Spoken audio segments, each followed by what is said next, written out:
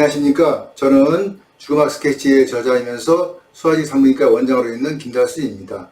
오늘은 그 한국 사람들의 죽음에 대한 태도, 그리고 우리 가족들이 대부분 죽음을 어떻게 이해하고 있는지에 대한 이야기와 함께 임종 직전, 그러니까 운명을 할 때 어떤 증상들이 나타나는 것에 대한 이야기를 좀 하려고 합니다.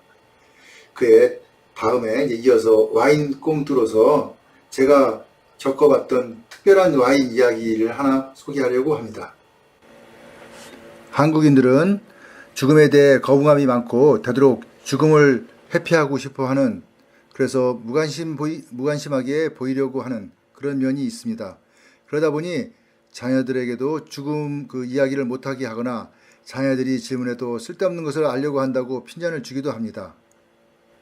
친척들이나 가족 간의 조문에도 아이들과 같이 가는 것을 가능하면 피하려고 하고, 대부분 자녀가 학원에 가야 한다는 핑계를 대지만 그 저변에는 죽음을 굳이 보이거나 알려주지 않는 편이 낫다는 생각이 있기 때문입니다.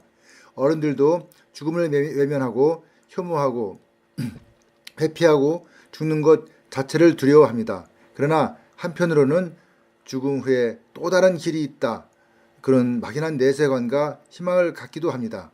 이런 이중성은 한국인들 고유의 환경과 연관이 있는데, 잦은 전쟁에서 겪은 그 두려움의 상처와 어쩔 수 없었던 억울하고 분한 죽음에 대한 한을 위로하는 표현일 수도 있습니다. 하지만 죽음은 피할 수 없는 사실이기에 차라리 미리 죽음에 대해 이해와 죽음에 대한 두려움을 알고 이를 극복하는 지혜를 발견한다면 현재보다 더 나은 삶을 살 수 있지 않을까, 이렇게 생각이 됩니다. 아이들의 죽음에 대해 좀 더 일찍 안다면 올바른 생명 존중의 마음과 자신의 앞날에 대해 설계를 일찍 하게 되고, 항시 부모가 함께 있지 않다는 것을 일깨워주고 가족의 소중함도 알게 하면서 막연한 공포나 두려움을 없애기에 성장하는 아이들에게 큰 도움이 되어 줄 것이라고 봅니다. 죽음은 삶에 대해 알아가는 세계이므로 알면 할수록 그만큼 새로운 것이 보입니다. 사람들은 죽음을 의식하면서 과학과 의학의 발전을 이루었는데, 그 바탕에는 문화와 문명이라는 인간만이 누리는 독특한 형태가 대를 이어서 전수되고 전달되는 인류의 지적 자산이 되었다고 봅니다.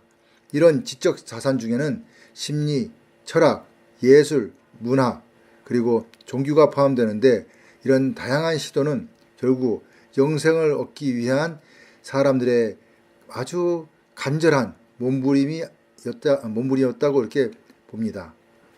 그래서 문화가 많이 발전할수록 죽음에 대한 그러한 생각이 항상 더 존재하였다는 것이 역사적으로 보면은 우리가 입증할 수 있는 하나의 증거가 되지 않을까, 이렇게 봅니다. 다음으로 그 임종 환자의 실제적인 증상에 대해서 몇 가지 이야기를 하겠습니다. 이런 가래 끓는 소리, 배뇨곤란, 통증, 불안, 호흡곤란, 구토나 구역, 또 발한, 신음, 의식상실 등의 증상들이 대체적으로 그 48시간 전, 그러니까 사망하기 48시간 전에 많이 나타나는 증상들입니다. 이런 증상들을 좀 이해하고 있으면은 좀 얼마 있으면 운명하시겠다 하는 것을 미리 예측할 수가 있습니다. 대부분 가만히 숨을 쉬어도 가래 끓는 소리가 납니다. 이런 증상이 있으면 환자의 몸에 한기가 왔다고 봐야 합니다. 이는 가래가 있어서 나는 소리가 아닙니다. 그리고 대소변 조절이 잘 안 되고 대부분 그 괄약관이 풀어져서 생기는 그 현상으로 어쩔 수가 없는 그 쇠약의 마지막 단계입니다. 이럴 때는 그 방수포, 그 기저귀 같은 거를 채워주시는 것 밖에는 달리 방법이 없습니다. 다양한 증상이 있지만 이런 과정을 통해서 마지막 힘을 다 쏟아붓고 자연사를 하게 되는데, 결국 죽음은 더 이상 숨 쉴 힘도 없기 때문에 생기는 모든 신체 에너지의 방전과 같다고 볼 수 있습니다. 일반적으로 죽음이 가까워지면 극심한 통증이 있을 거라고 생각하겠지만, 그거는 단지 그 임종에 가까워진 환자들의 그 투병하는 과정에서 매우 고통스럽고 힘들어하는 모습을 보았기 때문이지만, 이거는 실제 환자가 느끼는 그런 거와는 다르고 주위에 보는 사람들이 더 힘들고 또 무섭고 공포감을 느끼게 하는 그런 현상일 수도 있습니다. 그러나 그 환자가 하는 많은 그 이상 행동들은 결국 무의식적인 행동이기 때문에 환자는 그걸 의식하지 못하고 있는 경우도 많습니다. 얼굴을 찡그리거나 호흡이 거칠어지거나 또 경련, 사지 떨림 등이 이제 일어나는 그 반사 행동들도 결국은 그냥 일종의 그냥 과정이다 이렇게 보시면 되겠습니다.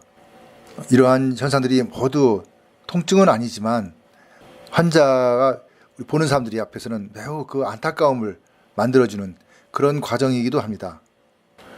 임종의 순간에 병원 의료진들이 함께 돌봐주겠지만 대부분은 심정지와 호흡정지 시에 사망 선고를 합니다. 물론 뇌파까지 확인하는 경우도 있지만 특별한 경우에만 해당되고 그 관습적인 사망 선고는 여전히 심정지와 호흡정지입니다. 이러다 보니 가끔 잘못 사망 선고가 내려지는 경우도 있고 사망 선고를 못 내려서 한동안 대기 상태에서 있는 경우가 생겨 함께 기다리는 가족들이 힘들어하기도 합니다. 예전에는 집에서 임종을 지켜보다가 몇 번씩 가족들이 집으로 돌아가는 경우도 있고 또 다시 안 좋다고 하면 또 모이고 하는 것을 반복하다 정작 임종하는 날에는 또 그러려니 하다 가족들이 늦게 오는 바람에 운명을 함께 보지 못하는 그러한 경우도 꽤 있었습니다. 이렇듯 임종에 대한 증상을 이제 정리해 보면은 호흡이 완전히 멈추거나 심박동과 그러니까 맥박이 멈추고 또 어떤 반응이 없겠죠. 그리고 동공이 고정되고 눈꺼풀이 이렇게 열리거나 닫힙니다. 피부색이 창백해지고 낯빛으로 변하면서 체온도 떨어지고 근육 및 괄약근이 이완된다. 이렇게 보시면은 이제 운명하셨구나 하시면은 이제 이해가 되실 겁니다. 이상으로 저의 주금학 스케치의 강좌는 마치기로 하고 이어서 저의 와인 꽁트 하나를 소개하려고 합니다. 와인의 세계에 빠지다 보면은 가끔은 이해 못하는 일도 있습니다. 그렇다고 와인을 마시는데 이해 못할 정도로 무슨 큰일이라도 있냐 이렇게 반문하실지 모르겠지만 어쨌든 와인을 마시다 보면은 아주 재미있는 우연한 일 또는 제가 자신이 알지 못했던 그러한 역사적인 사실도 알 수 있고 그러한 와인을 통한 다양한 경험을 또 할 수 있기 때문에 와인은 어찌 보면은 문화를 함께하는 그러한 하나의 생활이라고 할 수도 있겠습니다. 와인 문화가 알려진 것은 우리나라에 한 20여 년 정도 됩니다. 물론 그 전부터 와인이 있었지만은 이제 대중화된 거는 20년 정도 됐다 이렇게 보여지는데 가끔은 그 역사 속에 아주 희귀한 와인들을 이제 발견하고 의외로 또 놀라는 그리고 그러한 것을 정말 보물처럼 발견할 수 있는 그러한 우연한 기회도 주위에 있습니다. 그럴 때 그 설레이는 마음이라든가 또는 거기에 대한 우리가 새로운 걸 안다는 그러한 희열도 상당히 큰 것이 또 와인의 문화라고 볼 수 있습니다. 아무렇게나 방치되었는데 정말 일반인들은 잘 몰랐던 그런 와인들을 발견할 수 있을 때 아마 우리는 그 득템했다 이렇게 얘기를 하는데 그 득템한 와인들이 또 오픈을 해서 열어서 보니까 정말 나름대로의 그 와인의 고유한 맛을 가지고 있었다 했을 때는 덧없는 우리가 희열 그런 걸 느낄 수 있다고 봅니다. 그 10년 전에 돌아가신 부모님의 그 유품을 정리하다가 지하 창고 가장 깊숙한 곳에서 몇 병의 와인병을 발견했습니다. 대부분 스파클링 와인이고 끼안티 와인도 있었습니다. 집으로 엉덩이를 감싸고 있는 둥근 병, 일명 피아스코 병이었는데 이것은 이태리 와인이지만 그 함께 있던 대부분은 미국산이라는 것이었습니다. 미국산 스파클링 와인이 왜 여기에 남아 있을까? 끼안티야 그렇다 하더라도 40년 전 미국에서도 이런 와인들을 생산했을까? 의문이 매우 커졌기에 기념으로 제가 가져왔습니다. 아마 내용물은 다 변질되었지만 아직도 외관으로는 지금과 별반 다른 것이 없기에 일단 생산 연도만 가지고서 40년에서 50년 전 올빈이라고 자랑하고 싶어서 보관을 하였습니다. 근데 몇 가지 의문의 그 답을 찾던 중에 이런 올빈이 왜 우리 부모님에게 존재하였는지 알게 되었습니다. 우리의 지난 역사의 아픈 상처가 그 올빈 아닌 올빈을 이 땅에 존재하게 한 것이었습니다. 어린 시절 제가 살던 지역 부근에는 미군 부대가 주둔하고 있었습니다. 그 결과 우리 역사의 아픈 상처인 그 양공주, 그러니까 미군들과 같이 이제 생활하는, 함께 살던 그 여자들이죠. 양공주라는 그런 사람들이 많이 이제 있었는데, 이들이 저의 부친 병원에 자주 왔던 것이었습니다. 지금 생각해도 왜 우리 스스로 나라를 못 지켜서 이런 문제가 지금까지 이어지는지 답답하기도 합니다. 당시 저는 미군 부대에서 흘러나오는 일용한 양식을 받아먹곤 하였는데, 부모님 덕에 그래도 무료 배급이 아닌 진료비 대신에 이런 물건으로 나름의 그 어떤 그 미제 물건이라 그러죠. 이런 거를 접할 수 있는 기회가 있었습니다. 아마도 그 당시 어머님이기도 하고 또 우리 누님이기도 한 양공주였던 그 누군가가 진료비 대신에 이런 와인을 주고 간 것이라는 것을 알게 되었습니다. 물론 부모님들이 다 돌아가셔서 뭐 물어볼 수는 없지만, 어린 기억의 저편에는 시레이션이라 그러죠. 미군 병사용 그 부식 상자를 들고 또 희고 검은 미군들과 함께 병원에 찾아오던 그 여자들의 광경이 어렴풋이 생각이 납니다. 남은 의문의 하나는 끼안티 와인이 이제 있었다는 건데, 이태리 와인이죠. 그러니까 이 끼안티 와인이 이제 여기에 같이 있었던 것도 당시 우리나라에 들어온 미군이 이태리에서 주둔하다 한국으로 전근 오면서 가져온 것이었고, 이를 함께 살던 양고주님들이 진료비 대신에 주고 간 것이었던 것 같습니다. 저희 부친이 뭐 술을 좋아하지 않아서 받아놓고 뭐 그대로 방치하였던 것인데, 그걸 잊어버리고 그 지하 창고에 이제 그대로 있었던 거죠. 이런 와인을 보고 있으면 다 나름의 이유와 지난 추억을 가지고 있다는 것은 명확합니다.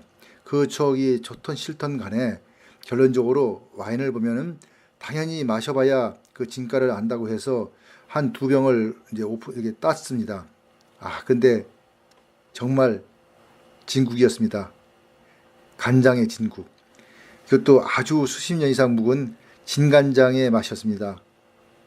그 후 일주일간 그 맛이 떠올라가지고서 머리가 흔들렸는데, 저는 그 경험을 통해서 또 많은 그 와인에 대한 이야기와 또 우리의 역사, 이런 것들을 이해할 수 있는 기회가 되었습니다.